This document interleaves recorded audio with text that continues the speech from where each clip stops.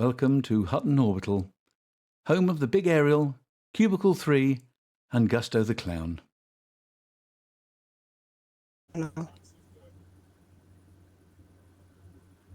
Our faster-than-light, ultra-high-tech 34th century lives make it easy for us to become disconnected from the natural world, or worlds. So it's important that we take time to reconnect with our primal roots. So when holidays like Interplanetary Forestry Day come up, Huttoneers are quick to get involved. The mighty forests of old Earth are magical places which mark the passing of the seasons, set the scene for many a fairy tale, and clean the very air we breathe. Now, it can be tricky to recreate this kind of thing on a rundown backwater space station, which smells like a dirty mop, even in a vacuum, and has the kind of plumbing that will give Heath Robinson a migraine. But it will take more than that to keep putting truckers down. Am I right? On the Lower Rotunda, Budget Clones for You are doing a special on a batch of clones which turned a bit green after accidental exposure to a gamma radiation leak, although there have been some returns due to anger issues. Hangar 2 has been turned into a brain tree garden where couples can go for romantic walks among the pulsating glow in the dark arboreal landscape, or picnic under the creepy canopy of brain fruit. Flight control has even disabled the landing pad, so the hangar doesn't open and expose the whole thing to space every time someone requests docking permission. See, we did learn from last year. Some local children have bunked off school to go on a voyage of discovery among the various storage tanks and life support machinery down on Z-deck. In the absence of real trees and vines, they have made a camp in among the main cooling towers, complete with hammocks made from whatever they could find and a hollow projector to make it all foresty.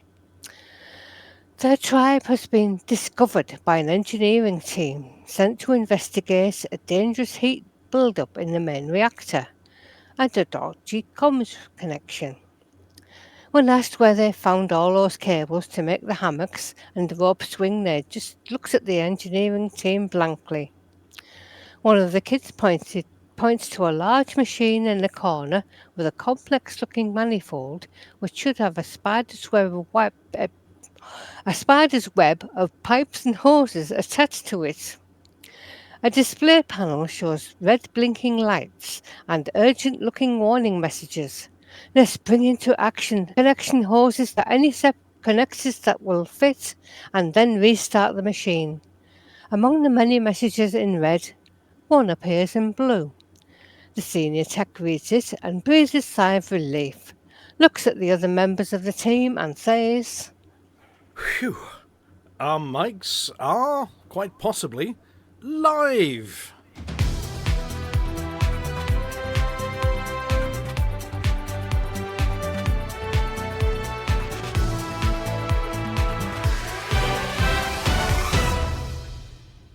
Welcome to tonight's show. I'm back! I'm Rudolph Hucker, and I'm glad they managed to get my life support working again. I'm your Harkness, and I have set up camp under the desk. I'm Nomus Snuckers, and I've been out yarn bombing. Fire in the hole! I'm Mike Rochburns, and I found the lost tribe of maintenance workers living behind the waste tanks on E-Deck. They were very disappointed that I couldn't stay for dinner. I'm Standy Crevice, and I've wandered into a yurt. At least, I think that's what I've stepped in. Right. Oh, dear. While he cleans that off his shoes, I suppose we ought to do some headlines at some point. I wonder if I can remember what these buttons are. Let's have a go with this one, shall we? Licenses go cheap.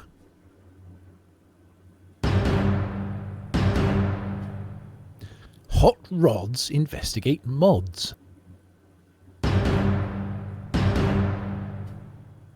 Where are all the aliens hiding? I investigate.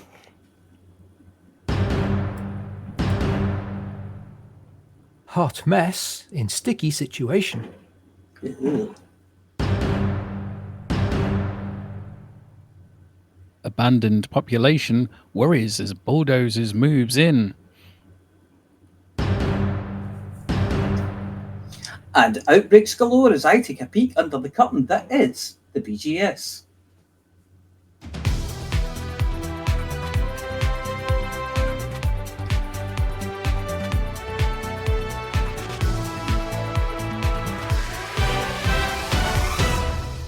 In not entirely unexpected news, given that it happens around this week every single year, the Pilots Federation have recently announced that for a limited period of time, pilots' licenses, SRV driving authorizations, and permits to walk about aimlessly on planets poking things have been temporarily reduced in price by a massive 90%. For the cost of one drink at the bar during happy hour, in a very cheap bar, well, we suppose that's the price as you can't actually buy a drink at the bar, or a short piece of wire you scavenged from a planetary settlement, you can encourage your nearest and dearest to be authorized to fly several hundred tons of steel, plastic and frameshift energies and set foot or flight out amongst the stars. The Noob bubble, the bubble within a bubble designed for new pilots, hasn't been this busy since, well, probably this time last year. The galactic stock of Sidewinders has been dramatically reduced, insurance companies are reporting an increase in rebuys, and more than a few where the pilot's cash reserves doesn't cover the rebuy and so they've repossessed everything and then given them yet another Sidewinder. Examiners are in short supply, and there are rumours that anyone that can spell their own name, or in fact any name at all as long as it fits in the box, are being rubber-stamped without even checking if they can reverse park. We won't even ask about emergency stops and parallel docking. Jeffrey Kerfuffle from the Pilots Federation had this comment when we attempted to interview him earlier this week. Look, there are a lot of news stations and we rather underestimated how fast everyone would be building them. We need new pilots. Lots of them, and fast. We took the view that, as space is big, really big, you wouldn't believe how big space is. There's lots of room for everyone, so we increased the number of everyones who are allowed to fly in and around it by reducing the cost of a license. Then, of course, they reduced the cost of the paint. The stick-on greebles, the fancy-pants crystals that change the colour of your lasers, and the magic pixie dust that you inject into your engines to make them blast purple. This extra burst of activity in the Pilots Federation License Department will of course be short-lived, lasting only a brief time before everything goes back to normal. Until next time, which is likely to be around the same time next year. Or sooner, if everyone believes the rumours about Black Fridays and celebrations including turkeys and chocolate eggs and bunny rabbits. In the meantime, we welcome all the new pilots to the galaxy. And for those who have managed to clone themselves with yet another pilot, we have one important question. How off Sol 3 do you keep track of which one is which? Well, Flossy had this to say. It's easy. Just increment the number on the end. Flossy, Flossy 2, Flossy 3. Poppy, she is special. Flossy 5. Or in the case... sorry. Or, that's fine. Or, in the case of King Hanky of Colonia, both of us can say it, but anyway, and his colonial clones, name them all after your favourite TV show characters. We're still waiting on Captain Hanky Man, but that might arrive during the next sale.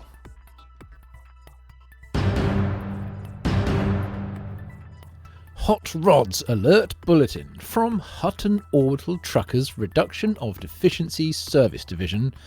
Fathoms, Fleet Asset, Tactical Health Oversight and Mug Security. Subject, probable case of witch space quantum transmitted mods. Following recent containment efforts, regarding Commander Vanteon's confirmed case of Mug Ownership Deficiency Syndrome, or MODS, a new and unrelated instance has been logged involving Commander Amelia Hawke.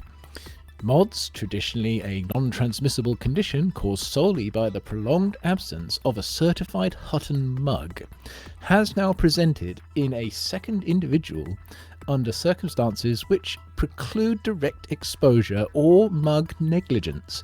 Commander Hawke has been in continuous possession of her Hutton mug and has not shared ship space, oxygen, or even star charts with the original case. Symptoms exhibited include the shivers, the quivers, the sweats, the full spectrum of snots, intermittent voice failure, the general look of someone who's been steeped in their own flight suit for 2. This all looks suspiciously like the list I read out last week. Preliminary analysis by the Department of Experimental Quantum Hygiene, or DEQH even, provisionally disavowed, suggests a witch space quantum vector may be responsible. Theoretical modelling proposes that improper containment of mods aboard a Type 9 Heavy with substandard mug rack shielding could have created a low-level FSD echo event, permitting the syndrome to cross system boundaries. This emerging strain has been provisionally classified as VMODS-Q, Vectorized Mug Ownership Deficiency Syndrome Quantum Type. A full review is underway. Fathom's response teams are now distributing additional mugs to known carriers and installing the standard anti-deficiency placards aboard suspect vessels, reading "No fakes, no excuses, no mods," with a subtext: refrain from using substitute drinkware, including thermoflasks, collapsible cups, or branded tat from non-Hutton Orbital gift shops. Further updates will be issued pending analysis of the newly retrieved socks from Commander Vanteon's ship laundry unit, which have been sealed in triple containment.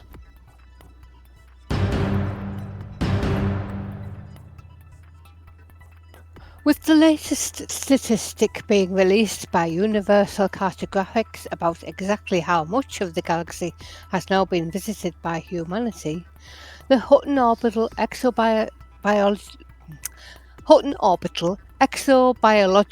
and Xenological Institute has been studying one of the most perplexing questions of recent centuries. Where is everyone? With only 2 currently existing spacefaring societies in the galaxy, and only one of them non-human, both the Drake equation and the Fermi paradox are being examined from all angles to work out whether we're truly mostly alone in the galaxy and whether our current unfettered expansion from the home of humanity, like some kind of great big space station building virus, is ever going to end up stepping on someone else's lawn. The fresh figure puts the amount of explored space at around 0.06% of the galaxy, which is both an awful lot if you consider 0.06% of 400 billion star systems is a big number, and at the same time not much at all when you think about how many places have been visited. But if there were other spacefaring races out there, why wouldn't they have just popped to Sagittarius A as soon as they could, like Zulu Romeo did? And why haven't they popped round to all the big, pretty big and fancy pants stars that they can see through their telescopes? Or the various nebulae that we seem insistent we should name and then pop round to occasionally? Maybe other alien races just don't find the same things that we do interesting. Maybe they're like boring brown dwarf stars and rocky planets covered in more rocks. Could it be that we find boring is actually the most fascinating thing in the universe if you're one of the 3-eyed insectoids of the far arm of the Milky Way? Maybe they're suitably technologically advanced and are just a little space agoraphobic. Maybe their planet is plentiful, comfy, and has loads of room for everyone. Could it be that they like living in gas giants and are happy to leave all the rock or wet or green nonsense to us and the Thargoids? Then again, given that broadcast signals from humanity have been emanating for a good long while now, and after faster than light travel was invented, proliferate from everywhere. They've taken one look at reruns at Celebrity Dancing in the Jungle Factor, done a giant WTF, and resolved to invent cloaking devices as humans are weird. Whatever the reason, opinion is split on whether there's something else out there. Safe bets are that the Guardians are having a nap of a few millennia and might wake up grumpy that someone's been driving an SRV over their roof. Riskier ones, that there's a good reason there are permit-locked areas. Whatever the case, at the current rate of expansion, it's very likely that unless they come knocking on our door, we'll keep blundering around the galaxy, poking squidgy space cucumbers with Dysonators, and probably not notice those odd little scanner blips every now and again. Or at least not until it's too late.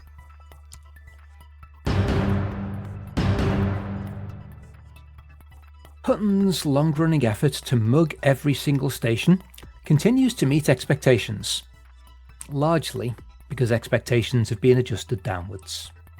With newly colonised systems flowering across inhabited space at a rate normally associated with fungal blooms, the number of places titled PX-7QJ GJ-3B Greenhouse Annex has increased by several thousand per day.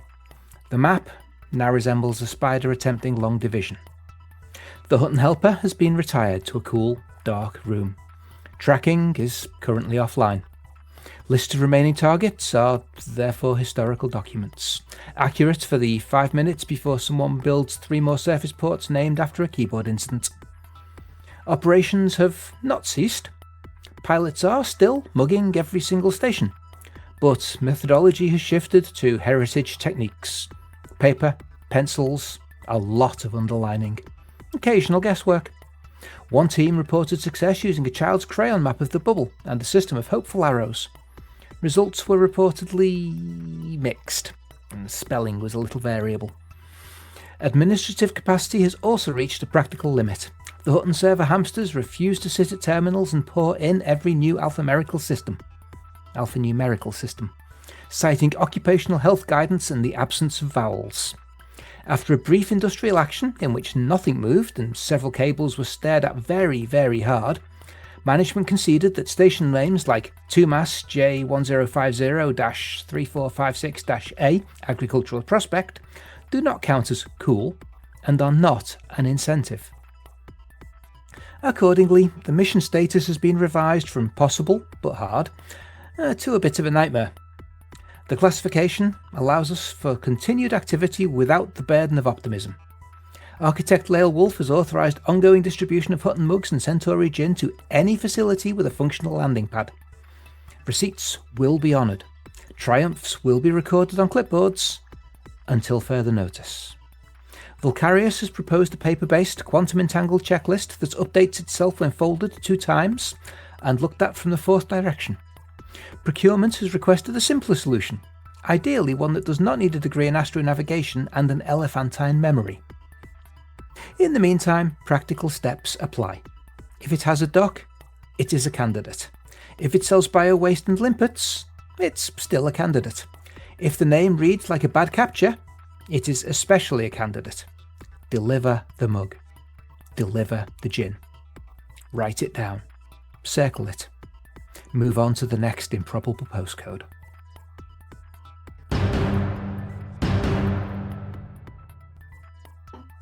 With newly colonialised systems and associated stations and settlements all being fitted with the big delete button and subject to arbitrary demolition, an entrepreneuring commander over on the galactic forums has discovered an interesting statistic.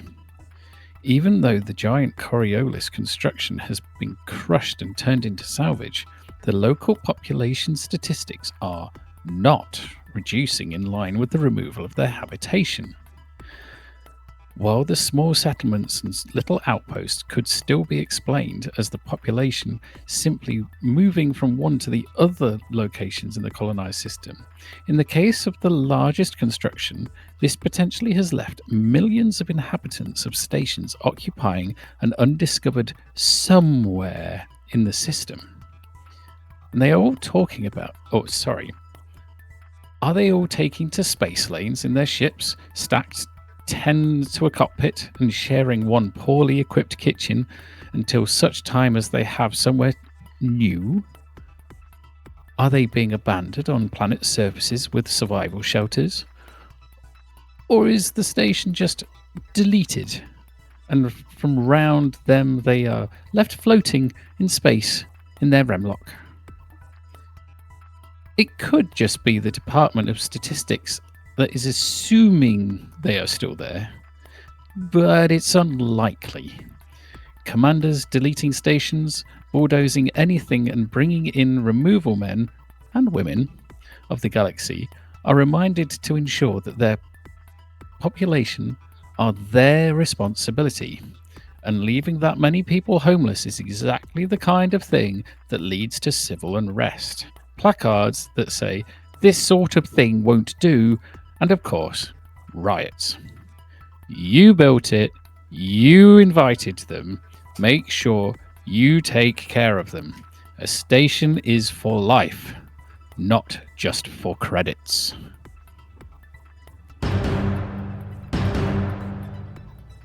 Welcome to this week's Hutton BGS bit, where we flick the V's at the Situation Room staff and run away before they come after us.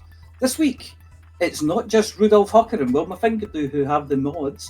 There are outbreaks in LFT 142, Swines DPD C1-9, Swines DJH B2-5, Call 285 Sector VRY B15-2, and Call 285 Sector ZFO D6-105.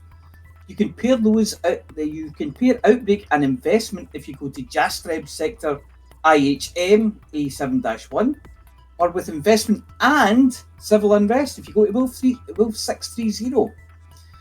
Other investment and non-outbreak systems are 36 Ophiuchi, Jos Pantazis, Gnoi, LHS 149, Wolf 359, Wolf 1061, Bernard Star, Wolf 562, Epsilon Eridani, LHS 1827, and PSPF LF2. And if you fancy spicing that up, then Alpha Centauri, Hilpa C, and Talta all have investment and civil unrest at the same time. There is a war on in LaSalle 8760 against LaSalle 8760 Allied Corp, and another in Pireti where we're up against Gold Legal Solutions. Elections in HIP 21783 against Psi or C Terraforming, and in HIP 80287 versus HIP 82629 shared. I'm not sure what they've shared. Probably a new smell. There's an infrastructure failure in Narenses, and now you'll be wondering, what does that mean? Well, if you want to shoot it, then go to one of those war zones and shoot it to your heart's content. If you want to truck it, then truck medical supplies into one of those outbreak systems, or, for maximum profits, go to Jastreb Sector IHM A7-1 and Wolf 630, where you can take advantage of investment and outbreak.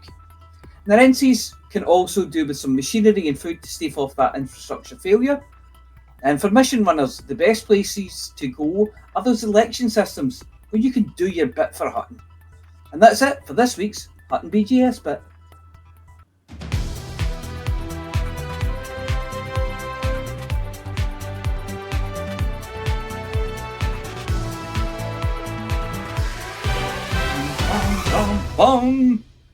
And I don't know, the seam count seems suspiciously low so far. I've just had to glance across and is it recording? Yes, the big recording light's on.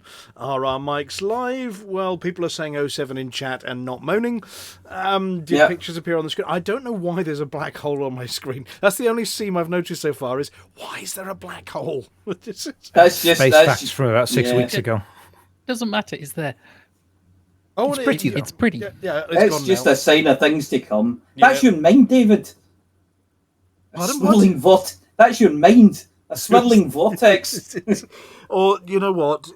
Writing the articles every week, it definitely is a bit of a swirling vortex of news and what's been going on this week, that sort of thing. But I am back. I'm mostly recovered from the mods. I mean, Vulkarius, are you there? Evening. So... yeah, I mean, there has been no contact between me and Amelia. I wasn't even on the show, so it's not as if, I've coughed across the desk or anything in the last few weeks. Unless it's sort of digital script transmitted mods. Where did it come from? Well, it is the quantum form of it, and it is still under investigation. So, yeah.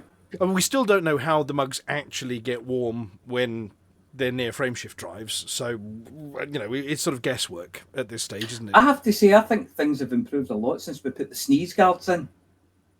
On the front of the mugs, so you can't... On the front... Oh, no, on the front of the desks. Yes, yeah. I've got one in front of my microphone as well, but hence why I'm a little quieter this week. Or maybe not to your ears, but out to the broadcast. And I've got no idea which slider on this desk fixes it. But hey-ho, never mind. Right, we've got swirly ships on screen. Has anybody checked if any of the new ships, by the way, have turned up on those little hollow swirly things yet? No, I haven't checked that yet.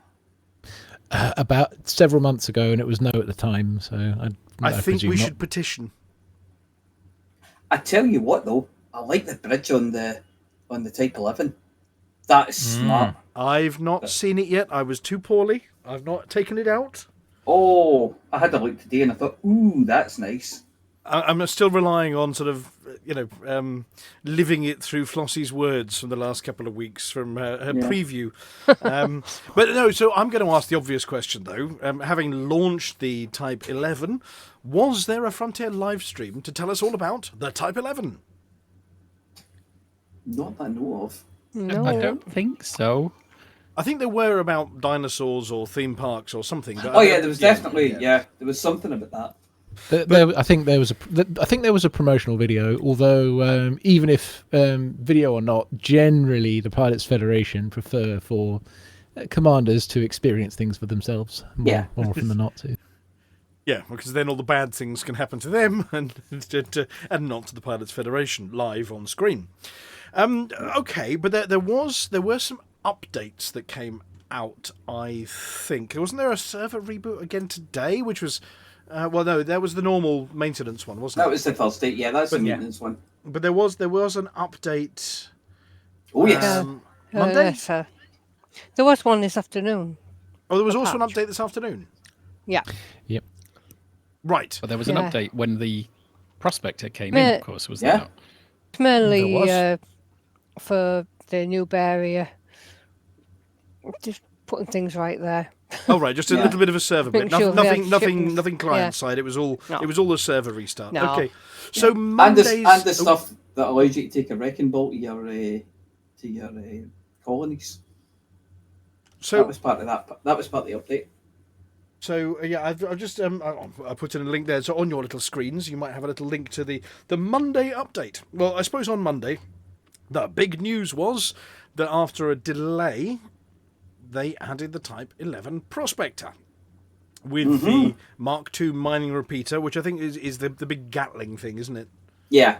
Yeah. And the multi-Limpic controller, which is a size 5, I think. Mm-hmm. Hang on a second. It says here, in-world hollow screen adverts are now present for the Lakon Type 11 Prospector. Yeah. That's not the spinnies. That's the ones outside the ports. The big the fat posters. ones. Ah, right. Yeah. The ones made of was it unobtainium or indestructium that you can crash into? Yes, That's the ones. And I think possibly on the concourse as well, on the big screens in the concourse, but not in the ship traders yet, maybe. Apparently they've got 3 pre-built ships. So you can your basic Type 11, which you can do with as you will, but then there's some prefabs. Yes. Yep, okay. There's the Galactic, the Stellar, and the Standard, costing 60.33 and 16.520. I don't know where they come at the number 16.524. Do we know what's different between them? Oh, The ship kit. Ship kit. Yeah. one basically. of all the ship kits and things, yeah. Right, Yeah, so no, they've all got sort of a bit of engineered modules. The and big one, the No Stellary, engineering. The Stellary one has got the disco lights on it. It's got the holographic paint job. Yeah, the super duper posh one for 60,000 comes with the paint job that moves faster than you do. Right, Yeah. this is sort of a chameleon style. I'm going to change my colours. No, It's an No, animated it's paint job. scrolling chevrons, Yes. basically On the- saying this side up. On the outside of your Over the ship. top of the paint job. Yeah. Oh, it says PTO. Yes. It's I'm trying to If think where found, it please was. Yeah. return to. I think you add it in where the ship kit is. You Right. switch it on or off, and it'll go over whatever paint job you've got, and it's like scrolling Yeah, chevrons. it's a holographic layer on top of the paint job, basically, but it moves. It looks pretty good. Yeah. Doesn't look like it's worth 30,000 arcs, personally. Come and no. show me to the pirates. Oh, I've got a bit of a websitey bit here that I can scroll through. Shall I see if I can put this live on a?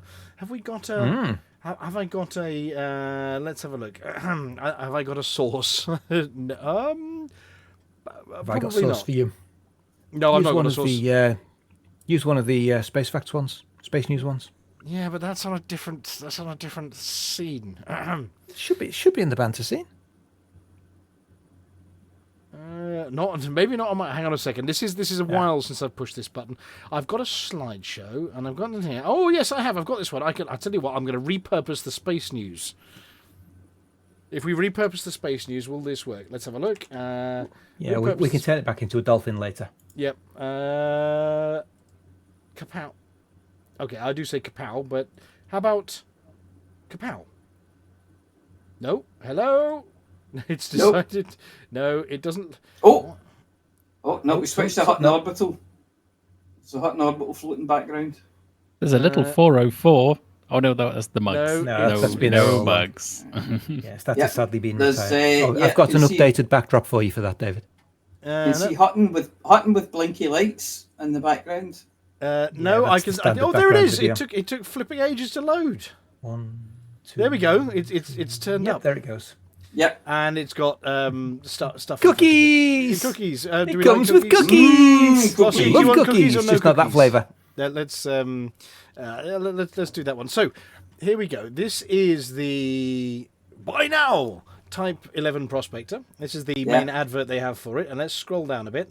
It says ready to rock. Okay, bad puns are our job. Badum-tish. All right.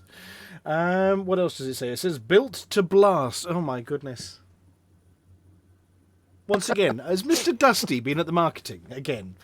There it is in spinny glory, where it was cockpit mining thrusters landing mining. There we go. It's spinning again. It's got a frameshift drive. Well, there we go. It tells you all the statistics about it. I'm trying to look for the versions. There's a spinny version. There's another spinny version. Oh, so that's the standard edition. Includes standard ship and Owners Club decal. Yes. Oh yeah, you get an Owners Club decal as well. Right, Yeah, okay. You won't get that if you buy it for cash in game eventually, in a few weeks or months' time. So then we have the Prospector Stellar Edition, which is a high-spec ship, excavation red paint job, hardline ship kit, and an Owners Club decal. Yes. Oh, that's got the sort of the cage around the front of it. It's got sort of cages on the outside, hasn't it? It's red with greebly bits for when you crash into the asteroids. For those of you watching in colorblind, it's not red. Then we have the Galactic Edition. Here we go. We can see your animated holo kit now. Yeah. And that's basically the difference. I mean, is that not just going to encourage people to try and land on it? Or shoot it. I mean, did they just nick some of the surfaces off landing pads and bolt them to the outside of... I think they are different. I mean, there's thin chevrons and fat chevrons and all sorts of chevrons going on, but it is very chevron-y. It's like You're a multi-layered chevron. chevrons, yes. Yeah, and it does kind of, when you look at that back engine section spin round, it looks as if that's something you could fly into rather But than... I've heard of go faster stripes, but are those go faster chevrons? They're kind of going in the wrong direction for both Shoot of me them. Yeah, faster. it's the, backwards. they're Yeah. pointing towards the pew pew. Oh no, Yes. they're not. The No, they're pointing towards No, yeah. the engine. thrust goes that way. Yes. Yeah. Unless that's it's or the direction in which oars need to travel towards the ship with collector limpets. Yes. If you're in Okay, reverse, yeah, we'll go do they for that. change direction? No, I don't think so. No, okay. And then there is the... I what think have that's we got? 30,000 apps for that paint job then. What do we got? Blasting orange and blasting red and blasting blue and blasted paint and blasted... Yeah. Oh, That midnight orange black. looks quite good. There's it, a midnight black. Demolition grey. Okay. It sounds like my colour. Demolition red. Umbra yellow. Okay, there's an umbra yellow one. Ooh, yeah. That seems. Oh, I see. It's black and yellow. That makes more Is that sense. for when it rains, the umbrella one? Yes. Umbra one. Yes. That red one with the yellow chevrons on top looks really smart. If you go back The a red couple. one with the yellow chevrons on top. Hang on a second. That one. There we go. I Give don't it a know. second to catch Hasn't up. caught up. Yep, yep. Yep, that's Yeah. the one. That's it. Look at that. What's It David looks the like Grey it's got- with the grey? Oh, the... And then if you It add looks like it's that going to holographic, stink, though. holographic Yeah. print to that, yeah. And there's the pink one. Here we go. Oh yeah, the pink one. It's boring pink. It's just plain pink. They seem to quite like putting a pink one in for everything now, so yeah. That's to make psychic by it. Yes, probably. Do you know, I've got an objection here. There are no purple ones. The orange looks quite smart. Do you not think the orange? I think pink's replaced purple. I think pink is the new purple. Washed out purple. Yep. Mm. Well, here is the Lakon Prospector Owners Club. Now, previously, decals with writing on them, they couldn't mirror them properly, so the writing was completely backwards on one side. Yeah. So, important question is, does this one actually show the right way around on the left and the right of the ship? I have no idea. I'm curious. There's a bit more about it, and there's a bit more about Lakon. I mean, I think feedback from everybody is, I think I saw one on the Galactic Forums, don't you dare nerf this, which tells me it's fairly good. Yeah. Yes, Well, yeah, I've as you been can watching see- Psykit use it, and it literally mullers rocks into pieces. It is, I think they reckoned they were getting nearly 4 times the amount of rock out of a meteorite compared to any other mining ships they've used in the past. So it's rapid. Does that big round bit do anything? That's where the limpets one go on the in and bottom is out. the hatch. Yeah, thought- one I of thought- one of them's a hard point, I think. Ah, right. Because I thought the one next to the bridge, I thought was the place where you put your prospector drill. Okay, No, that's can the I- hard point Can too. I ask Is mirrored. That's the I was going to say, I was about to ask Yeah. a really important question. Can anybody spot the deliberate mistake on that picture? Yeah. that is mirrored. Somebody's It's- taken that screenshot and flipped it. They've accidentally flipped the screenshot. Yep. That is not what it looks like. It looks like, and let's go back up to one of the other pictures. It looks like that. Do they have a left-handed version? Well, I was going to say, That I is think what it maybe is, they're going yeah. to sell that for more arcs. Yeah, a left-handed one. A left-handed Lakon Type 11. It seems You'd to have me to that- reverse it and call it the Type 11. You have Yes. that for driving. You have that for The driving majority in of the- Imperial space. I think the majority of the ship is actually symmetric. You really would just need the Class 3 mining weapon module Yeah. to switch places with the cabin, and that's all you Yeah. needed. Yeah. I Okay. think you find out that the bridge or the cabin, if you like, is quite strange as well because it's got a seating for 3. So your pilot is in the middle with the 2 other seats at the behind them. Well, Equally middle is spaced. relative. They're in the Exactly, middle of the that's- cockpit and they're that's in the exactly middle of the my window, point. but they're not in the middle of the They're not in ship. the middle of the ship. They're further over to the left hand side. So you're quite far over at the left hand side when you're flying it, but I'm sure people will get used to it.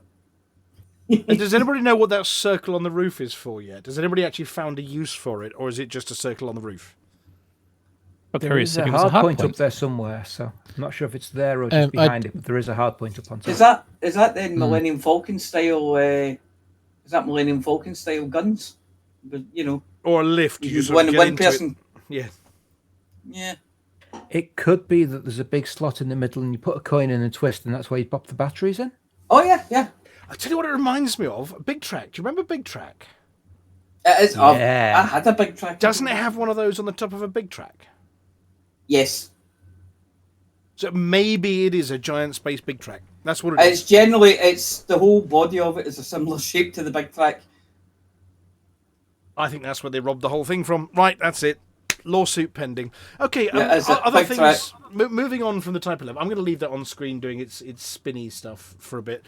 Well, I've got a name for one of mine now. What is it? Big Track. Big Track. Oh, the Big Track.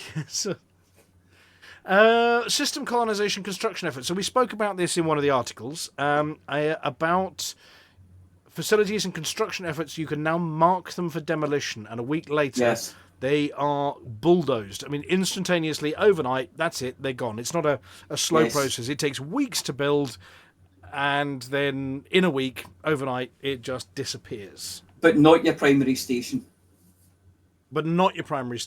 Not your primary station. Right. And it says Tier 2 and 3 construction points can go negative if you demolish a facility that earned those points while keeping the 2 or 3 facility that used those points. So you can actually get negative construction points.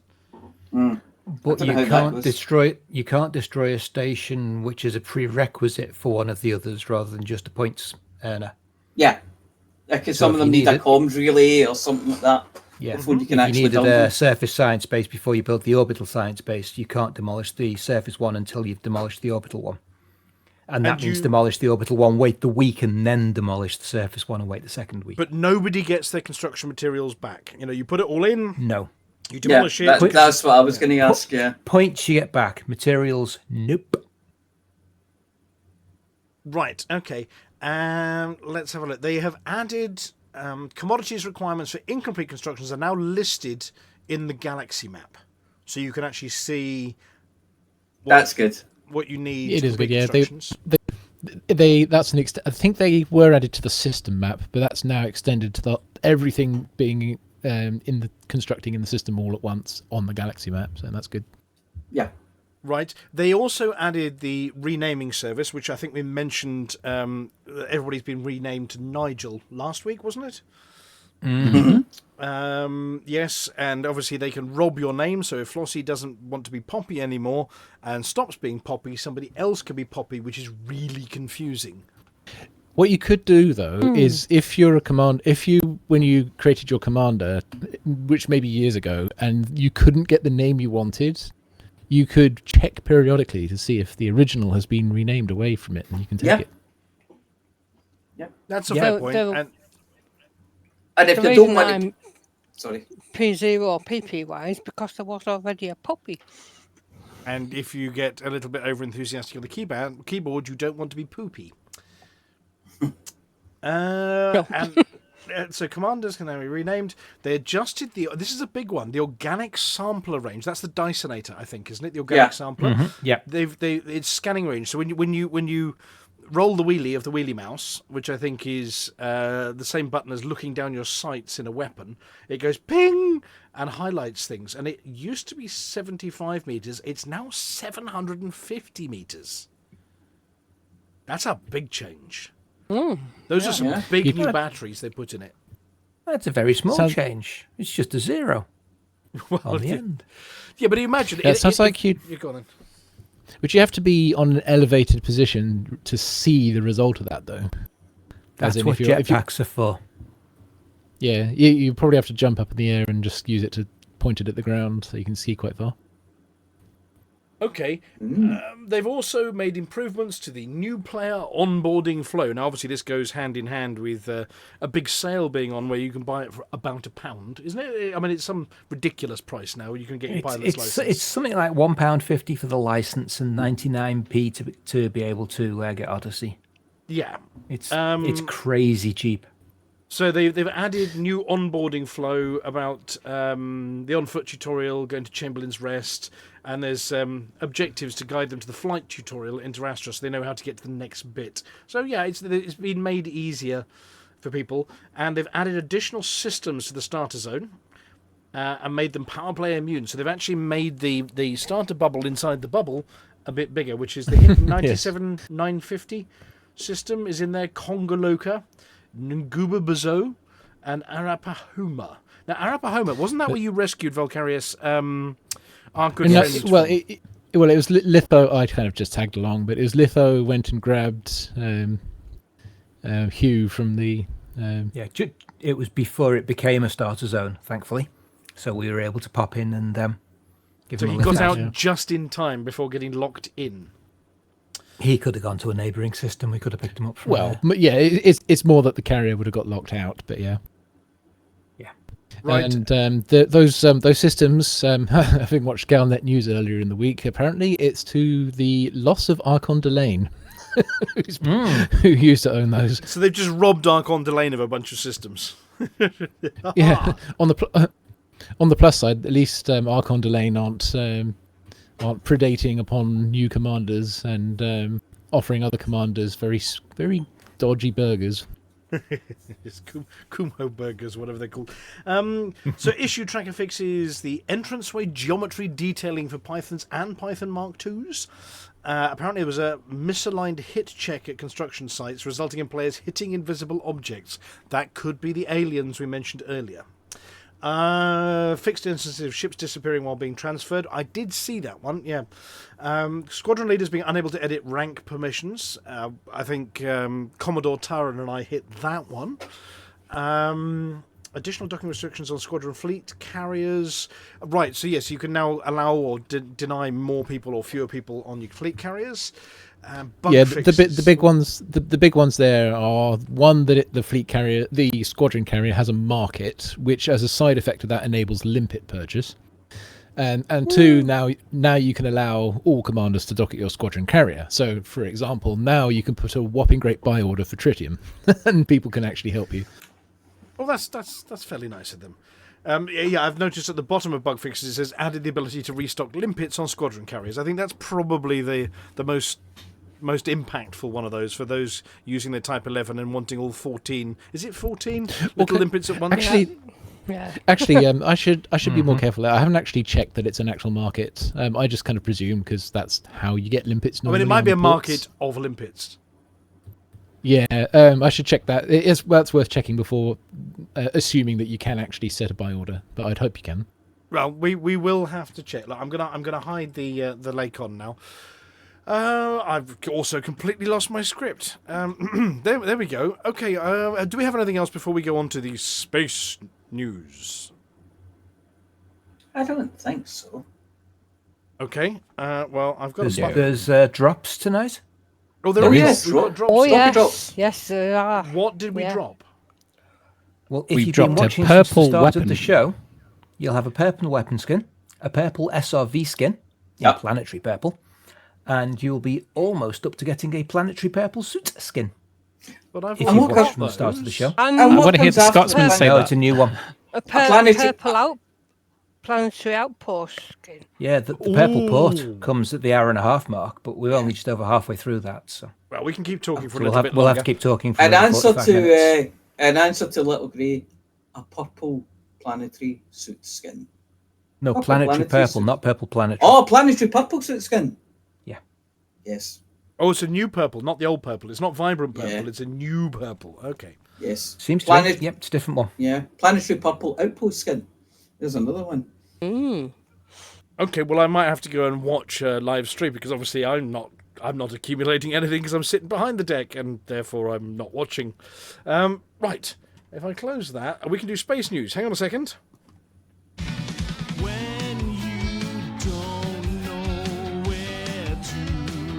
Yeah.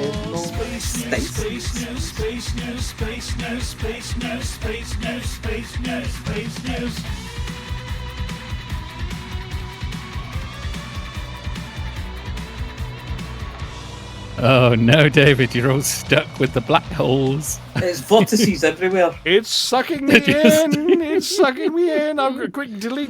Vortices all the way down. Seamless. Right, okay. What's the first one, please? Because I've not read any of these in advance, so I have no idea if anything's working.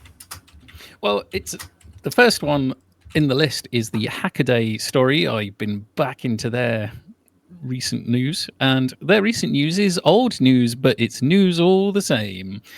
They have a whole article going into great detail about operating on people in space and why they would need to do it. Now, the key bits that I thought were interesting out of this is the only real medical equipment that they have on a space station is an ultrasound machine. You can see that about halfway down the page, and you can see someone having seemingly their eye socket with an ultrasound. Oh, there we go. Yes. Yep, that'll be to check for alien embryos. Okay. I mean, imagine trying to do surgery. You cut into somebody and you got red leaking everywhere in blobs all over the. It's not as if it sort of lies down flat on your body, or you know what I mean. Oh no, you have to hoover that shit up. Yeah. No, well, it's funny you should say that, because they back in 2016 experimented in the Vomit Comet, the parabolic aircraft that, as a job, what a job as a pilot, just to do these parabolic curves. Like, how much more interesting is that than cruising over the Atlantic? As a pilot, though, you're strapped down all the time, so you don't get to enjoy it. Yeah, you say enjoy. If you're a pilot and you get the VOMs, it's possibly not the best job for you. But yes, if you scroll down towards the bottom of the page, they have people attempting to operate on somebody on the Vomit Comet, or a mannequin, I hope. But yes, they are trying to do something on a person while they are floaty light. I can only assume they're using some sort of screening to stop them leaking everywhere. Well, it does say packing. They use packing, is what it sounds like. Absorbent material packed around the wound to staunch the flow of blood. Yeah. And to provide some direct pressure to allow blood to clot. That's so there you go. That's sensible. Yeah. Yeah. But yeah, going into the comments, imagine if you had a significant bleeder and things like that towards the bottom. But yeah, somebody's thinking back to there's something about Mary there. But then it leads on to exactly why, now that one of my offspring doesn't have their appendix anymore, they're a step closer to surgery. Not surgery. They've had their surgery, so now they're a step closer to going into space. Well, that's why they have it out, isn't it? But so they don't have to operate on people. Yeah, it's one of those preventable A lot of them. Yeah. Yeah, a lot of them preemptively have their appendix removed. She is super pleased about this, by the way. Yes. Oh, does she think she's got a one-way ticket to space now? It's like, yes, I'm ready to go. Well, see, there we go. My visit to your house and bumping into your progeny had a positive outcome. They're feeling all rough about having appendix out, and then some strange man turns up and says, "But you can be a space person now, an astronaut." You are still known as Space Dave to my mother-in-law. Whoa, man, Space Dave. I think that's Space Dave. Oh, well, if the cat fits or whatever it is. Yeah. But anyway, I can put the link in the chat for anybody who wishes to have a longer read. Excellent. So help yourself to that. Yep. So the next one, it's a race. It's a park run. No, what is it? No, I think we've got a space race forming. So obviously last week we suggested that NASA is looking at getting to the moon. And so logically, China is now set for a moon program, and they are looking to do reusable launch testing by the end of 2025. So not only do we get to see SpaceX blow up rockets, we get to see China blow up rockets too. Awesome. It is the absolute...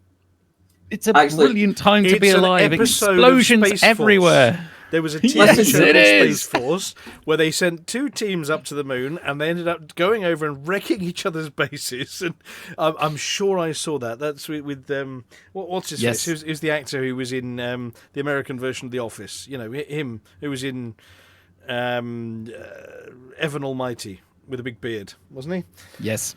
And I've got a point of order here. I was just going to say before we go on. go on, I was going to say if a Chinese rocket explodes, you will not get to see it. If a Chinese is rocket quite explodes, likely. does a bear shit in the woods? What? Yeah, Is the Pope exactly. Catholic? No, but it does shit the woods. It's you were saying we get to see Chinese rockets explode. Well, we won't get to see Chinese rockets explode because if they explode, it never happened. It'll never happen. If the Pope shits in the woods, does anybody hear it? And does it stick to his fur? No, he uses a rabbit.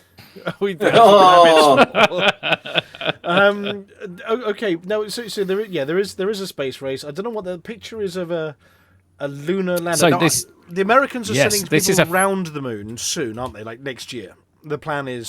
That's a lunar lander on a bit of string, the picture.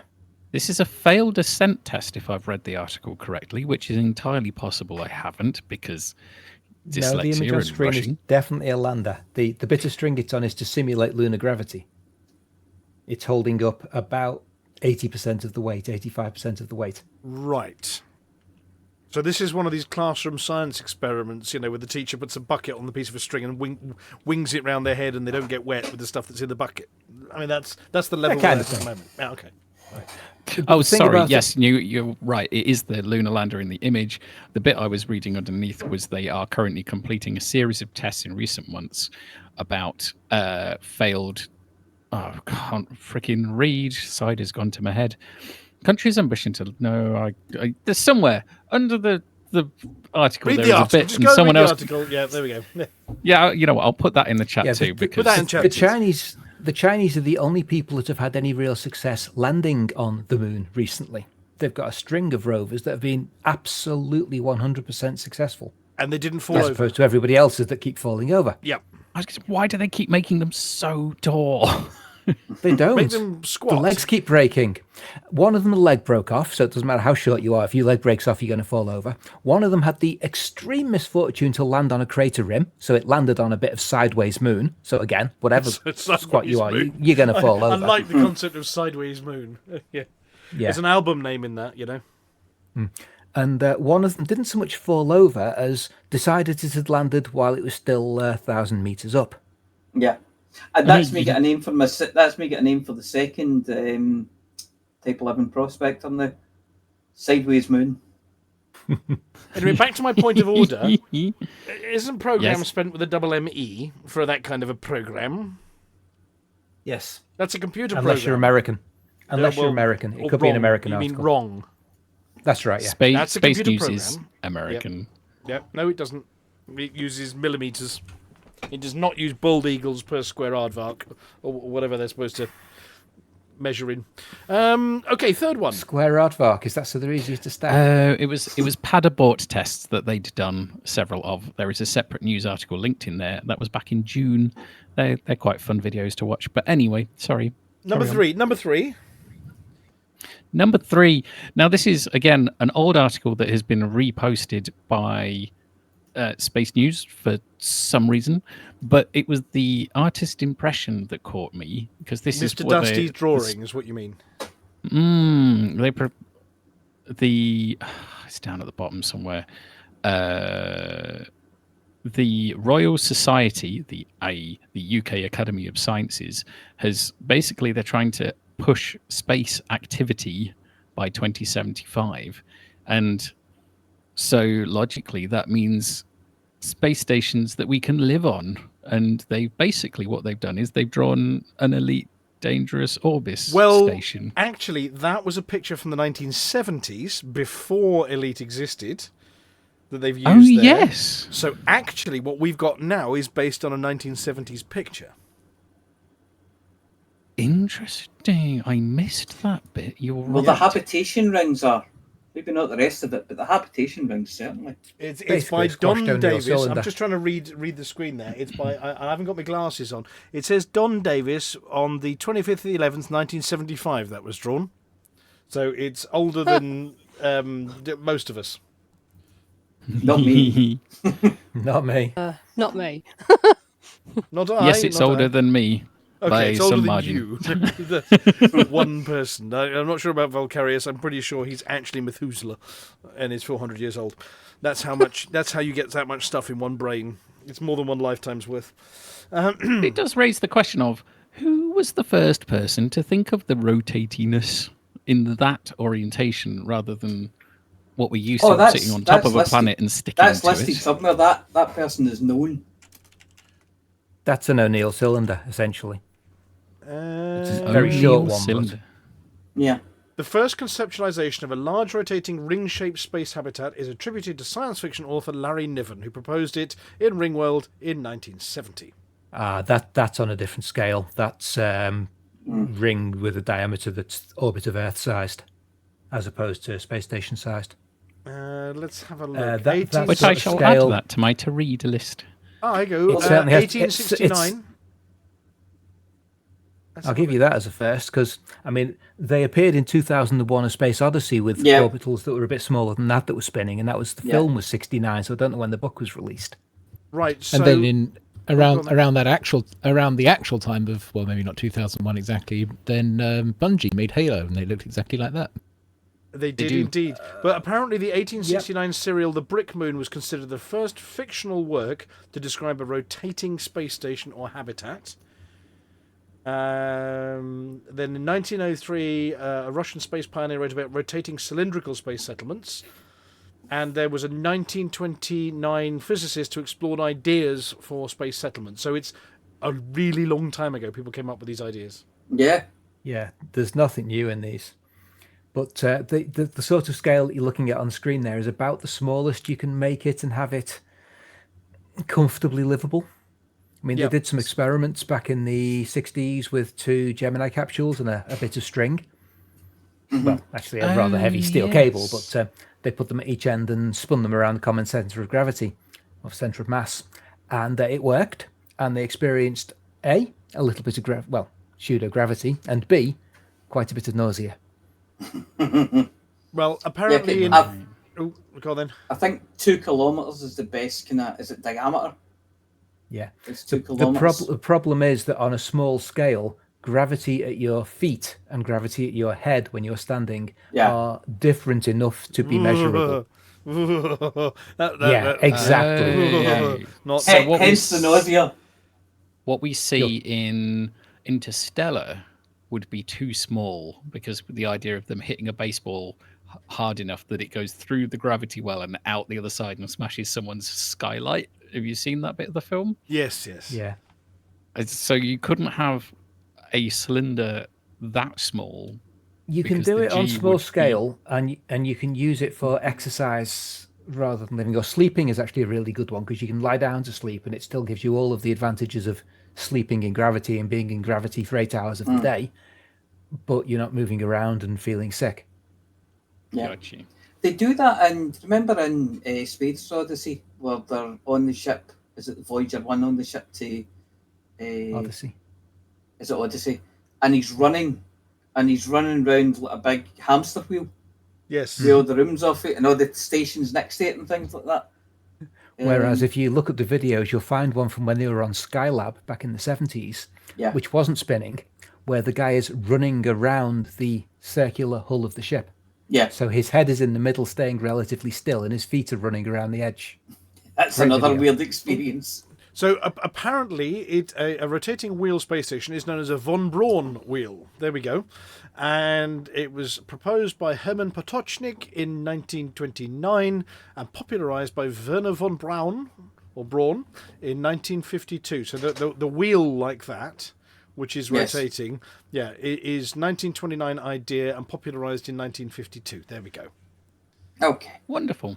So Space News this week was more based around things that I thought was interesting rather than anything else. That's what it is. I'll end this. Hang on a sec. Let's end the Space News button. Let's. There we go. When you don't know where to get more space news, space news, space news, space news, space news, space news, space news, space news.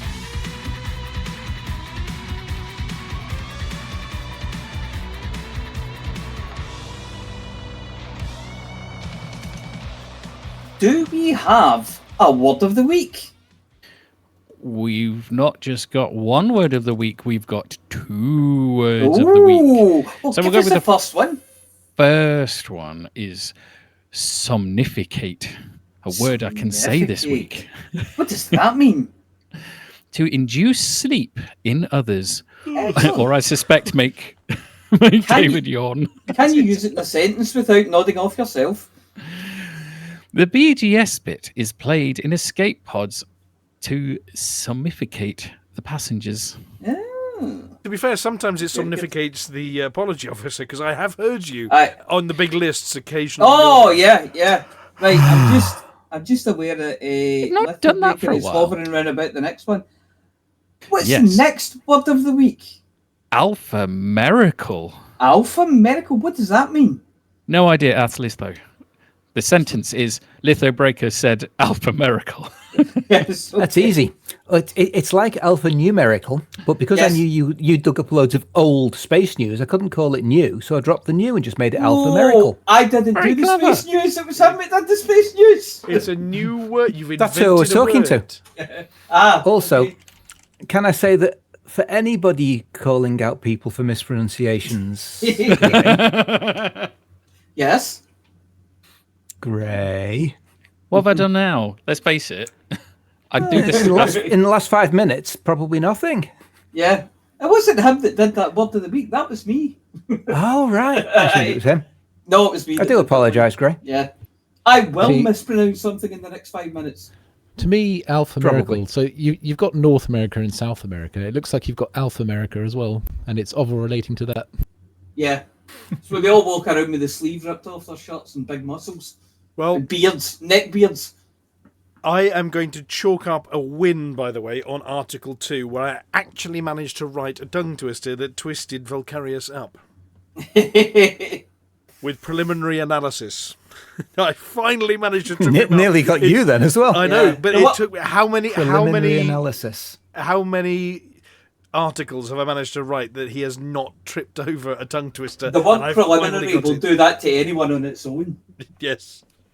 Meanwhile, I can Vulkarius- barely make through a single article without falling over it. Yeah. I have tried That's so many everybody. variations, Vulkarius, on various ways of making you trip over words, and I finally got it. Oh, he's quiet now. He's going to throw things at me. It's. I feel he's It's readying just the prepping for quiz. the quiz. Is there a quiz, please? Oh, There I it said is. there is a.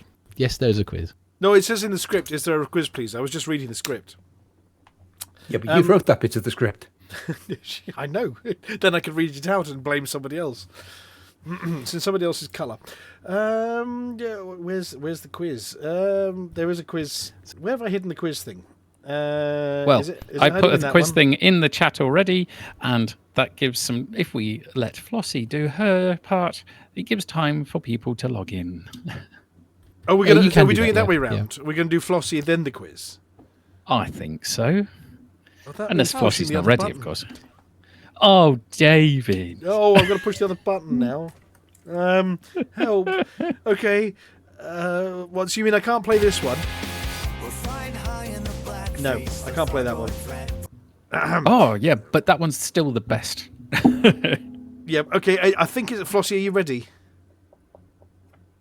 yeah, I think so. You think so? Right. I think it's this button. Hang on a second. It's. When the universe is in trouble, bug infestations in the bubble, your home station's burned rubble.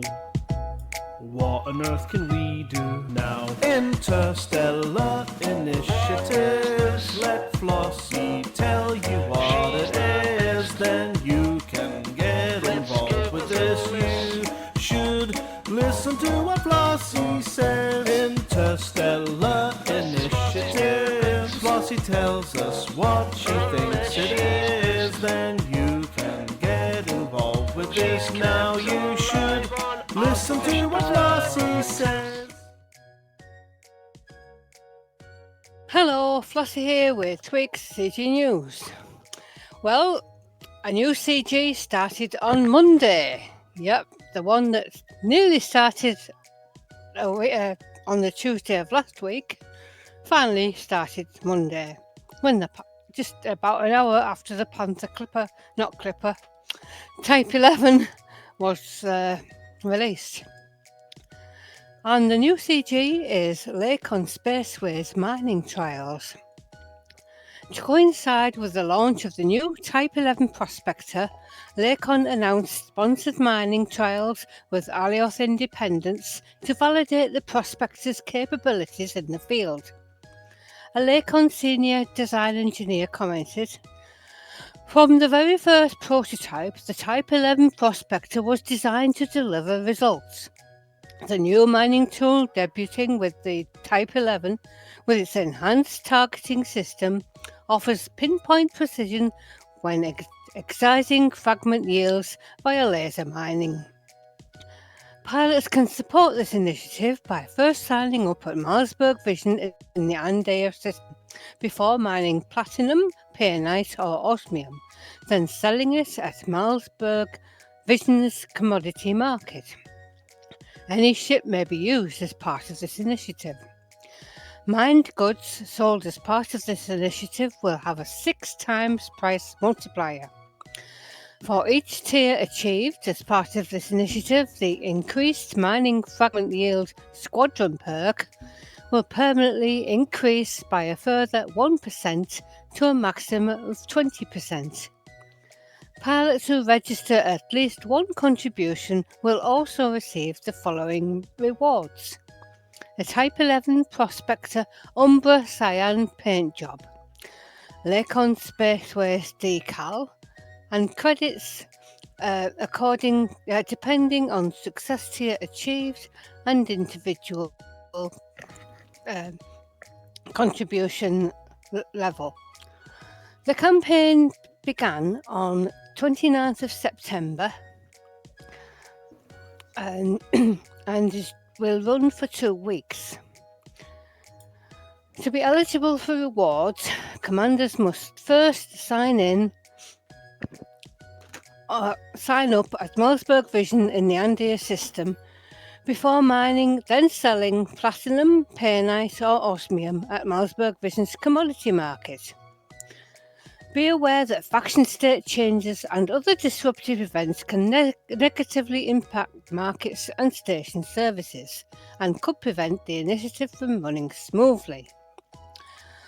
And that's it for this week's CG News. And now I hand over to Vulkarius for his worldly intro. Flossy told you what to do.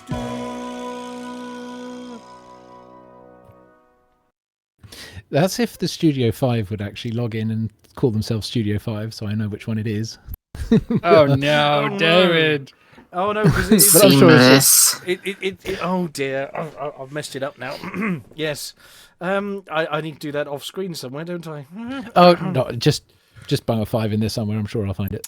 There we go. There's me. Is that me? It says upcoming on screen now. Yep, and I believe that should be in presenter. There we go. Yes, all good. Okay. So I'm in presenter mode there. Okay, good, excellent. Yes. Welcome to this show's quiz, which everyone's welcome to join over at quiz.iniv.space in a browser window on the side or with a mobile device. To celebrate the arrival of the new Lacon Spaceway's marvellous mining machine, the Type 11 Prospector, we're revisiting the topic of mining. At risk of greater rantum scantum than usual, several questions are sort of also about the part of mining which involves trucking.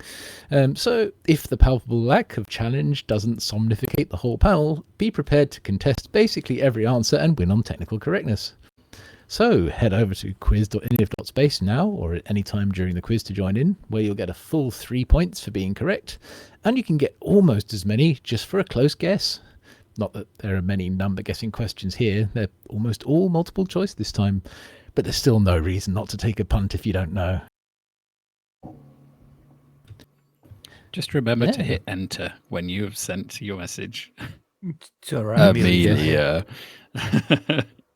She might be listening, we don't know. So, I think everyone's mostly ready.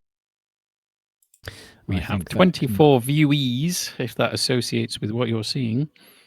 Not as such. Never does. Round 1 is about income and expense, for when the profit margin matters at least a little bit. You're in the wrong crowd. Question 1. Which market economy is best for selling mineral ores? And a slight clue there, that is specifically mineral ores as opposed to metals.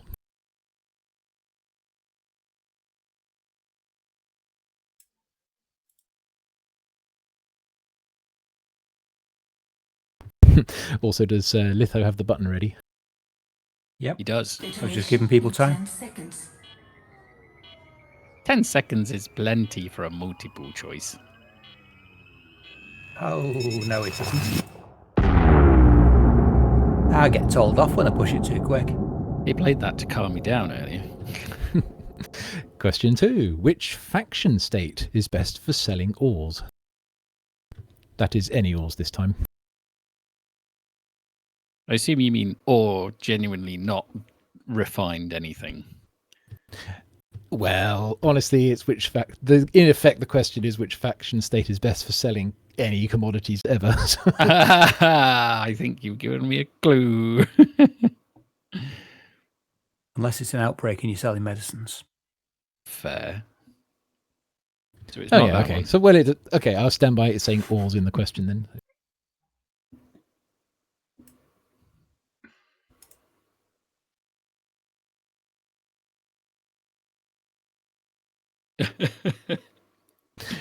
You you use either or to be captain. How do you move your canoe if you have sold all your oars? You flap. Button, button, button, button, button. Button, button, button, button, button, button, button. I can do this one. Seamless. Yeah, that one will do. Next question. Detonation in 10 seconds. Oh. Wait, back a step. There you go. You still have some time. Your system is so flexible to our complete nonsense.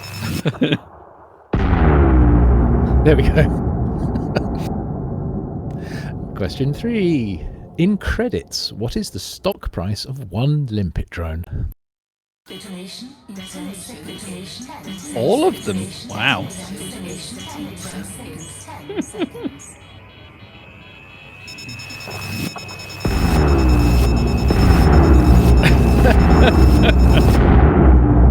You want buttons? I'll give you buttons. I feel like my insides have shaken to bits.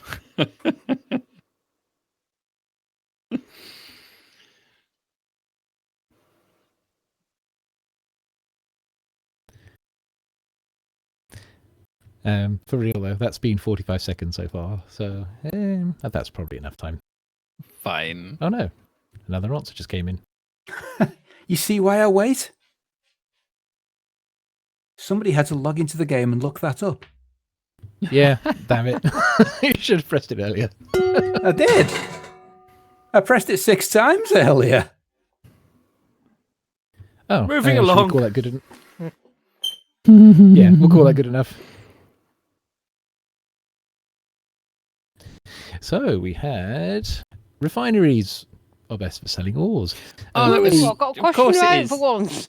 Stupido. I went for industrial because it wasn't high tech. Yeah, industrials tend to like the metals, but the ores like go to refinery. For full correctness, actually some dual economies can help. So if you can get, especially if you can get something like a refinery, industrial economy is pretty good. And for the faction states, that is boom or investment. They're actually, I tried for a long time to find out what actually is the difference between boom and investment, at least when it comes to selling stuff, and there is no difference. They're equally good. What about expansion? Some positive states can help. It's not the primary driver of the ore price. So if you've got expansion, public holiday, civil liberty, that sort of thing, that just drives up all prices. Well, a little bit, but It's mainly boom and investment. So if you're an investment boom and expansion, get selling. You can't have boom and investment. They're mutually exclusive. You have to go past boom to reach investment. Yeah, you can have one economic state, one security state, one special state. And it is 101 credits. So there's a point for 94 for getting pretty close, 2 points for 100, and 3 points for 101. Room 101. The next round is all about mining locations. Question 1. Which type of mining is most affected by the planet reserve level? So you've got greater guess potential here with only 4 options, with laser, surface, subsurface and core. Happy for me to push the button this time? Not really. It's been 25 seconds, so yeah, a little bit more. You get another 10. That's true. Press it. Detonation in 10 seconds.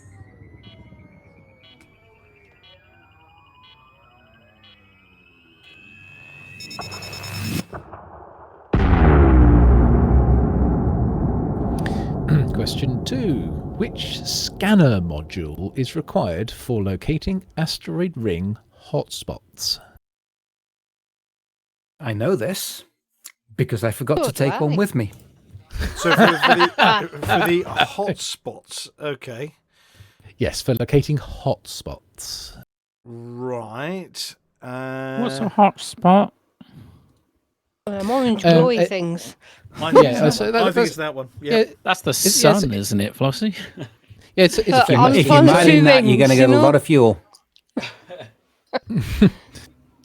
Glowing things on planetary rings, yeah. Yeah, so it's a planet. Well, I called it an asteroid ring, but yes, a planetary ring. It's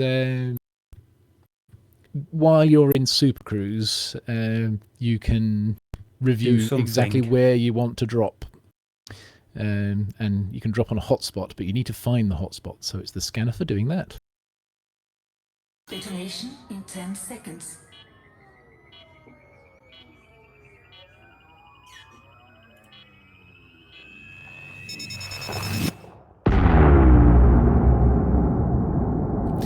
Commander A didn't. So he says a hotspot is a type of washing machine. I thought that was hot point, honestly. I thought a hotspot was what you had on certain cooking pans with that little red dot in the middle. Isn't that the? You're thinking of Electrolux.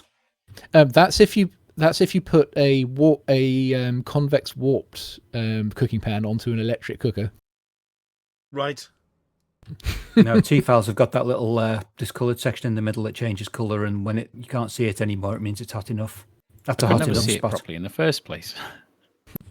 And question 3: what's your favourite type of mining location?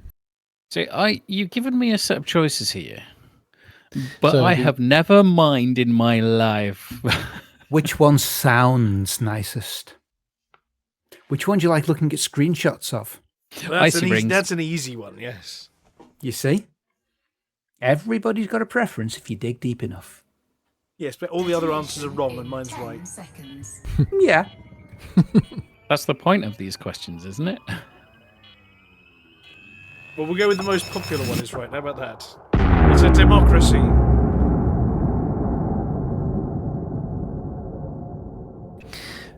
So not only is laser mining the type which is most affected by the planet reserve level, I believe laser mining is the only type which is affected by the planet reserve level. So yes, it's laser mining. Here was me thinking silly that the planet reserve level would be associated to, or I don't know, the planet. Nah. You need the detailed surface scanner. So it's the one that fires the little probes, the same one you use to map the planet, can also scan the ring. And then the ring does a big circle thing round the ring, and yeah. I have a lot to learn. And some bits light up in yellow.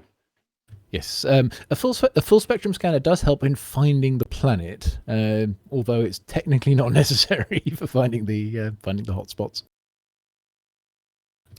And Let's see what people liked. Mostly icy rings. Well, that's nice. Low temperature diamonds. And you can get a lot. So, I should save that comment until afterwards, because this round is about valuable ores. Oops. Question 1. What is the most valuable ore which is only available in icy rings? I know the answer now. The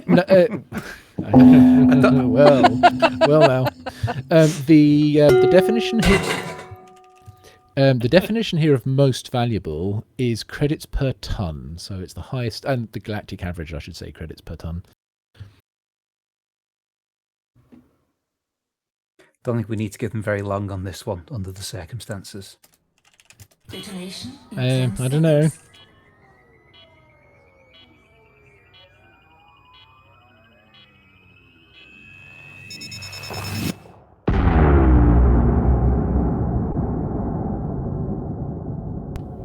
Question 2. What is the most valuable ore which is only available in rocky rings? This one we probably need to give a bit longer on. Rocky rings. Only available, so not Only the rocky most valuable rings. ore ever, but the only available in rocky rings.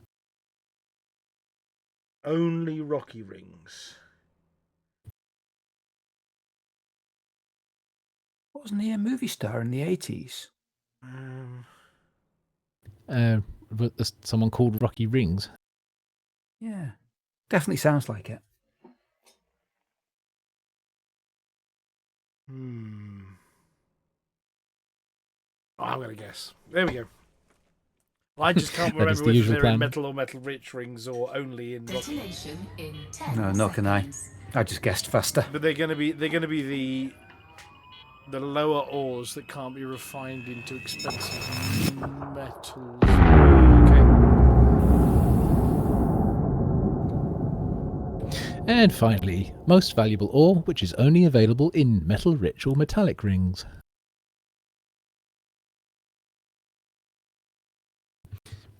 There are some very minor differences in availability between them. Is it but the most valuable ore?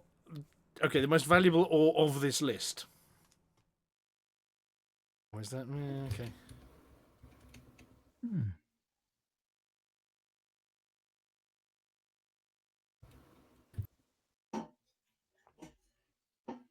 Okay. Yeah, guesswork. Oh, actually, that answer's probably worth a point. Detonation in 10 seconds.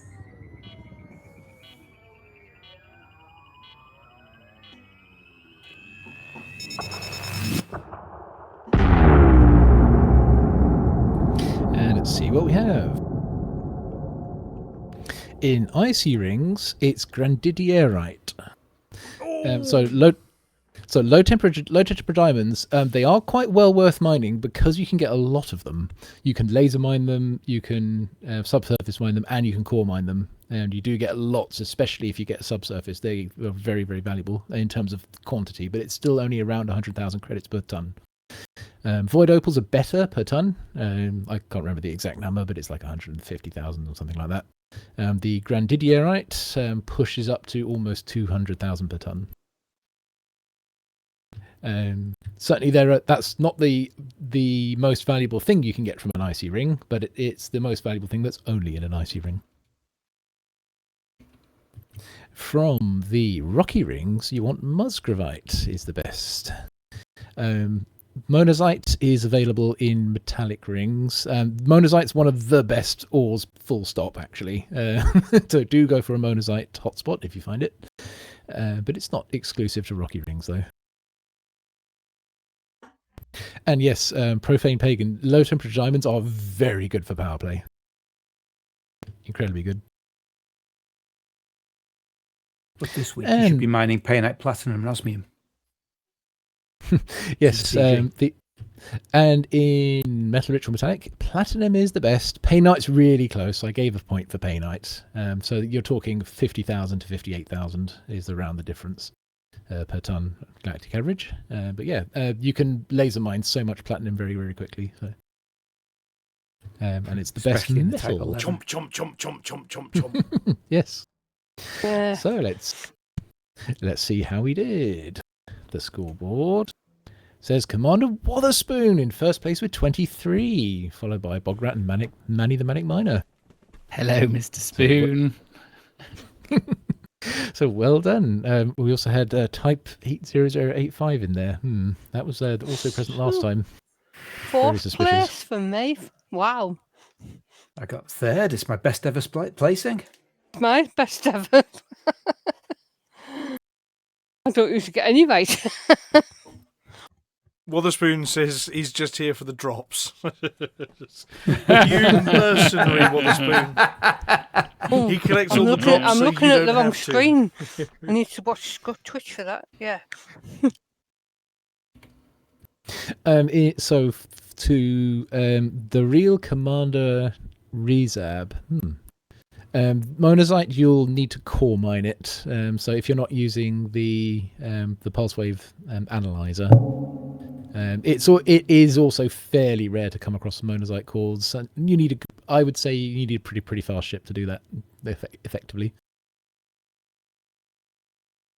I'm trying very hard to be impressed. It's rather difficult with so little to work with, but I keep hoping. Deary me. Put him back in his bucket. Right, well, in any case, well done, everyone. Speaking of drops, anybody that's been with us since the start of the show should have now collected the whole lot. Woohoo! No. So I've been looking at the wrong anytime screen with the quiz, haven't I? Oh, bother, Flossy. Well, we'll have to. I don't know, have another segment. 86%. Well, hopefully by the end of the Galnet News Digest, maybe you'll have got to the end of it. Should we go with that? It's one almost, yeah. Yeah? Sounds like just for play it Flossy. Twice. Yeah, just for Flossy. Obviously, it's audio this week, and I have no idea whether I programmed the buttons or not, so this might or might not work. So, and now, it's Beetlejude and Wotherspoon with this week's Galnet News Digest. Yay!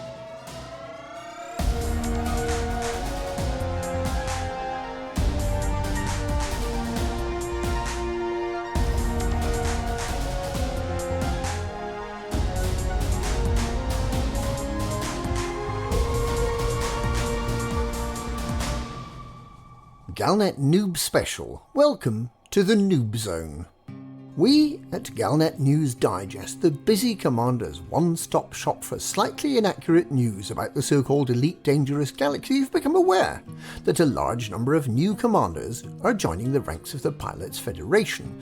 Other video channels are providing advice to these new commanders about how to fly their spaceships, what to do and where to go. And as responsible providers of almost entirely reliable news in the galaxy, we felt that we should chip in with some handy hints for new pilots that we think you probably won't hear anywhere else. Helpful hints. Leaving the station. You don't need to use auto-launch. If you turn it off and fly out through the station manually, it's considered polite to boost through the mail slot. However, if you slow down and stop in the mail slot entry corridor for long enough, blocking it for oncoming ships, approaching ships will drop cargo to try to tempt you out. Travelling. It's best to plot your route using economical mode to make sure you don't run out of fuel before you arrive. If you fly close to planets, you'll benefit from a gravitational slingshot effect that makes you travel much faster. On long journeys, save fuel by getting up to speed and then turning off your frameshift drive and coasting the rest of the way. When you arrive at your destination. To get as close to the station as possible, keep your throttle on max and then double tap the Super Cruise button just before the distance marker hits 0. There are red and green lights on the toast rack structure around the station entrance. If the red light is on, the station is full and you must wait outside until the light goes off. Don't bother requesting docking until you're inside the station. When docking, you will be assigned a landing pad, but you can land at any pad that's lit up. In order to help you leave quickly, it's best to turn your ship around when you enter the starport and land facing the mail slot. Note that the system knows if you got it wrong. As you approach, you may see other ships being turned around to face the right direction. Non-Pilots Federation vessels that are blocking landing pads can be encouraged to move, with a friendly tickle of multi-cannon fire. When you arrive at a small starport known as an outpost, don't forget to enter the hangar to free up the pad for other commanders to land. There's a secret entrance on the side of outposts where you can dock a large ship. There is an issue with scaling, so it looks tiny, but if you get your speed above 275 meters per second, you pass through the station and you can dock at the large pad. However, your shields can make this tricky, so it's best to turn them off first. Ships and outfitting. It's important to buy lots of paint jobs for your new Sidewinder. After all, you're going to be spending many long weeks in it, so you might as well get used to each other. When you eventually decide to upgrade, the best ship to move on to is the elusive Cobra Mark IV. They're not sold in very many stations, so you may need to hunt around. The Asp Scout is considered to be the best all-round ship in the galaxy. It's well worth saving up to get one. Belugas may appear cumbersome, but in fact they're almost as nimble as a Cobra Mark III.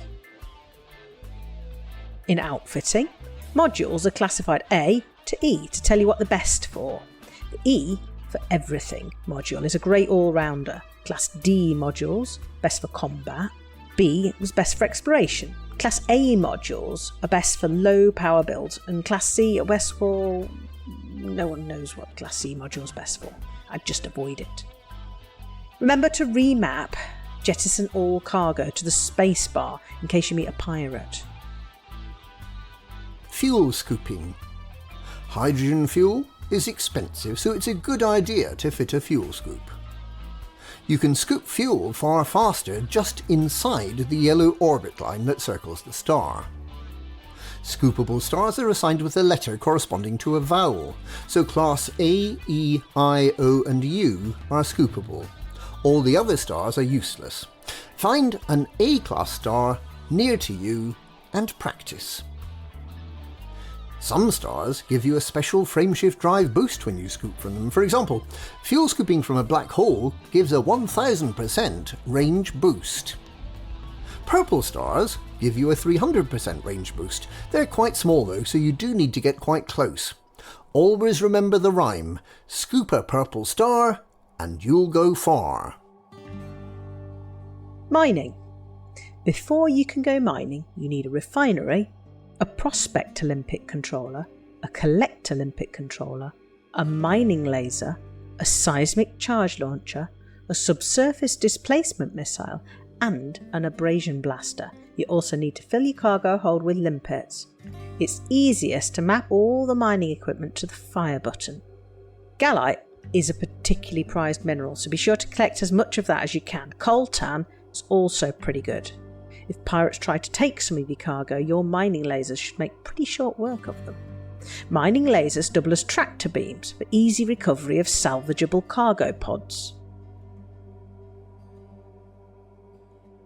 Combat. Perhaps the best way to start out in combat is to fight an easy foe such as the Thargoid Medusa. Make sure you have at least 2 pulse lasers fitted.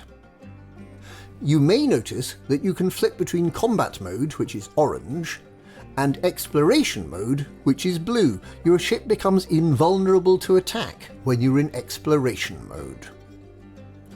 If you don't pick sides in a combat zone, you can shoot ships from both sides and double your combat bond tally.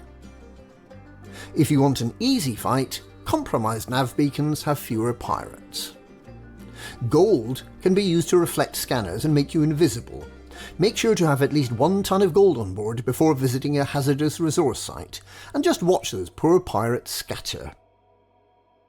High security systems have police ships called Advanced Tactical Response, or ATR. These will drop engineered modules if you can kill them. Get some friends together and kick up a fuss to lure the ATR in. Trading. Every station has its own rare good, but you have to be allied with all of the factions there before it will be revealed. For example, avian cheese is a rare good you can only get from the Canon interstellar megaship the Gnosis, but you have to become allied to Canon for it to appear. Exploration. Exploration uses the Full Frequency Scanner, or FFS. All ships are equipped with one of these. To use it, you must throttle up, jump into Super Cruise, throttle down, and travel very slowly while you use the scanner. You can map planets by firing probes at them. Be careful when firing probes at planets with life on them, in case they fire the probes back at you. Ice worlds and rocky moons are not really worth mapping, as you only get a small reward. The big credits come from scanning gas giants. Don't forget to do some sightseeing. Black holes are harmless, and you can go right up to them. The view from the centre of Sagittarius A star is one you just shouldn't miss. At the current rate of progress, we will have explored the entire galaxy by July the 18th next year. Missions. If faced with a passenger mission to a distant station, e.g. 36 Ophiuchii, just enter the system, then jettison the cabin. The escape pods will automatically home to the destination, and you can return to the mission giver and collect your reward. Community goals are a great way to meet other commanders. It's customary to fly with his shields turned off in systems where community goals are taking place, to show you mean no harm. You may sometimes see burning starports you can rescue people from. When rescuing, the safest way to enter the burning station is with silent running active. Planets and SRVs. If you're having trouble landing on a high G world, try turning flight assist off. You can collect materials by blowing up rocks you find lying on the planetary surface. Just land at a starport, get into your SRV, and you'll find rock right next to the base that you can blow up. When returning to a planetary port in an SRV, the quickest way to re-enter your ship is to drive directly onto the landing pad. You earn arcs just by being in the galaxy, so if you want to continue earning arcs while you have a meal or go to the shops, avoid using up the ship's fuel by taking your SRV onto the planet's surface. General hints and tips. If a commander insults you with the 07 gesture, you're on a bound to open fire immediately. An easy way to get round the Sol Permit lock and see Earth for yourself is to travel there in Super Cruise from Alpha Centauri. If you run out of fuel, the best thing is to self-destruct. Don't risk calling the fuel rats. They're a well-known ganking group and you'll die anyway. The community. Hutton Orbital Radio, which broadcasts at 8:30 PM on Thursdays, is packed full of useful information about Elite. Most importantly, whatever you do, don't trust anything written by Commander Beetlejude of Galnet News Digest. Oh, you liar! I didn't write this. We hope you've enjoyed this special edition of Galnet Noob Digest. Galnet Noob Digest. We give the hints that you really shouldn't listen to.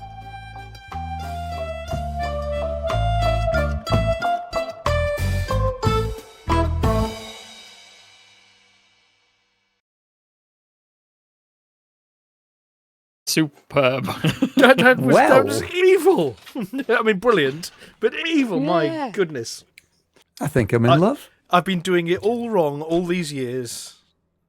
I remember last time Galnet News Digest did something of this ilk, and distinctly remembering a picture of an adder with the narrative of it being a fer-de-lance.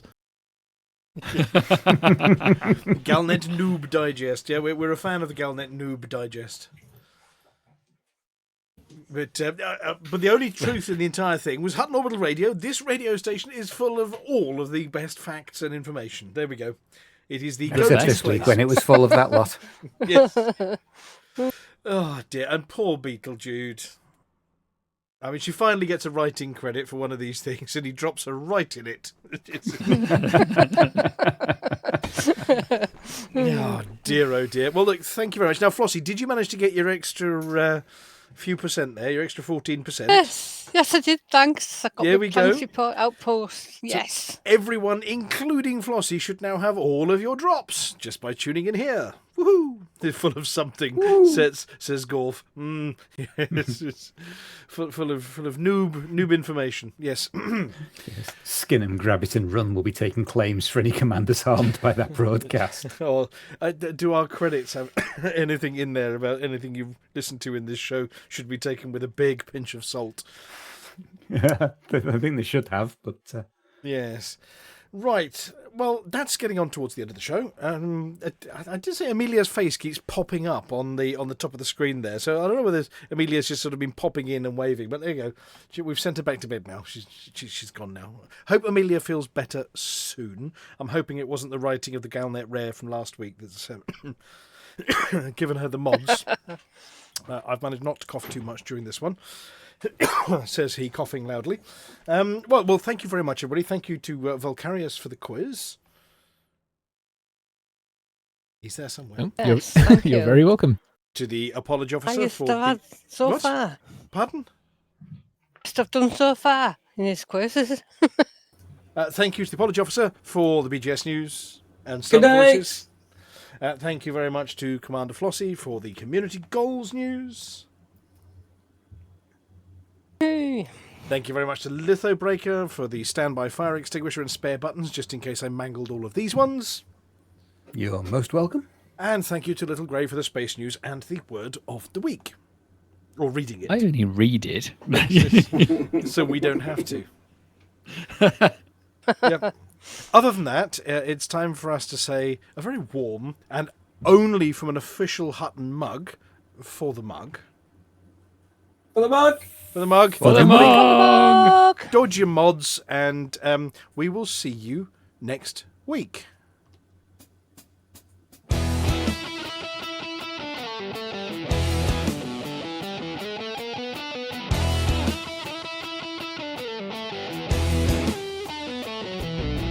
No journey too long and no cargo too small.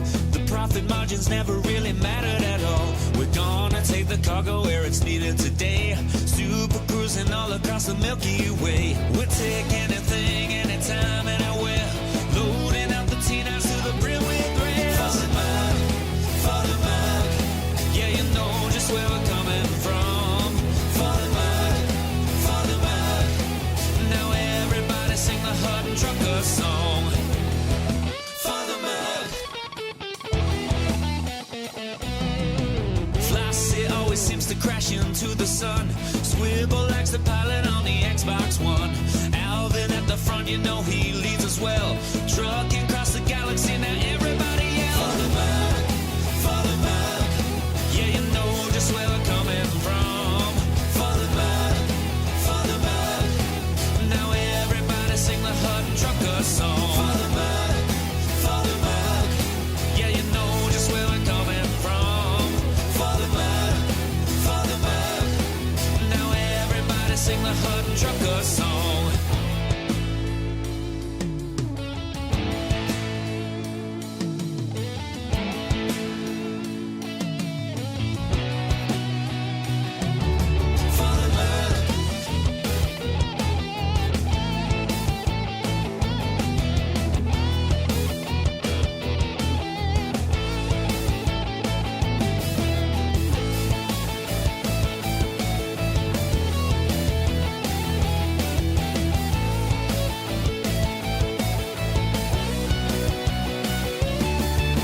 Give me a launch pad that I can land on, and I'll give you my cargo and sing you my song.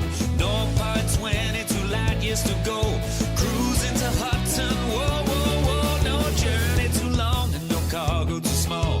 The profit margins never really mattered at all. We're gonna take the cargo where it's needed today. Super cruising all across the Milky Way. We'll take anything, anytime, anywhere. So shouting out loud like you don't even care. For the mug, yeah, you know just where we're coming from. For the mug, now everybody sing the Hutton Trucker song. For the mug, yeah, you know just where we're coming from. For the mug,